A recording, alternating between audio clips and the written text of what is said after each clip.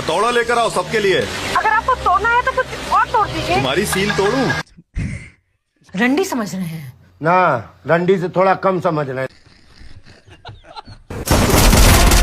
मुझे माफ कर दीजिए सर। मैं आज के बाद किसी को छूट नहीं दूंगी। लंड लिए तुमने, लंड।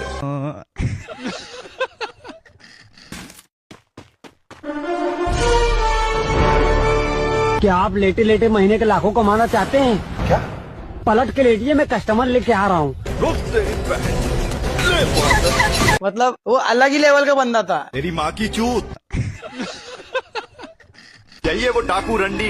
रंडी किसको बोला बे? बहन की लोड़ी तू रंडी।